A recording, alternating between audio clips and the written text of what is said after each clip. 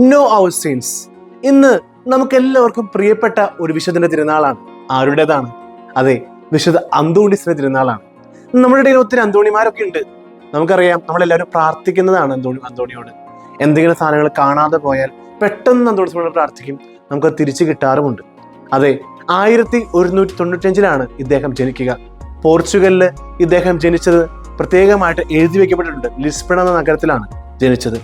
സ്നേഹമുള്ളവരെ, പ്രത്യേകമായിട്ട് ചെറുപ്പം മുതൽ തന്നെ തമ്പുരാനുള്ള ഭക്തി ഈ വ്യക്തിക്കുണ്ടായിരുന്നു. അതുകൊണ്ട് തന്നെയാണ് ഇന്നും അദ്ദേഹത്തിന്റെ നാവ് അഴുകാതെ ഇരിക്കുന്നത്.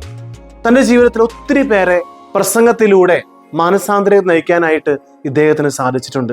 ഇന്ന് നമ്മുടെ ഇന്ത്യയിലേക്ക് നോക്കുമ്പോൾ തന്നെ ഒത്തിരി പള്ളികൾ അന്തോണീസിന്റെ നാമധേയത്തിലുള്ള പള്ളികളാണ്. അതുകൊണ്ട് തന്നെയാണ് ചൊവ്വാഴ്ച ദിവസങ്ങൾ അന്തോണീസിന് വേണ്ടി പ്രത്യേകമായിട്ട് നമ്മൾ മാറ്റിവെച്ചിരിക്കുക. അന്നേ ദിവസം നൊവേനകളൊക്കെ ചൊല്ലി പ്രാർത്ഥിക്കുന്നു. അതുപോലെ തന്നെ നമ്മുടെ ജീവിതത്തിൽ എന്തെങ്കിലും നഷ്ടപ്പെട്ടു പോയാൽ പ്രത്യേകം സമർപ്പിച്ച് പ്രാർത്ഥിക്കുന്നു. അങ്ങനെ ഒത്തിരി അനുഗ്രഹങ്ങൾ നമുക്ക് ഈ വിശുദ്ധനോട് ലഭിക്കാറുണ്ട്. അതുകൊണ്ട് തന്നെ സ്നേഹമുള്ള ഈ വിശുദ്ധൻ തന്റെ ജീവിതത്തിലൂടെ കാണിച്ച വലിയൊരു മാതൃകയുണ്ട്.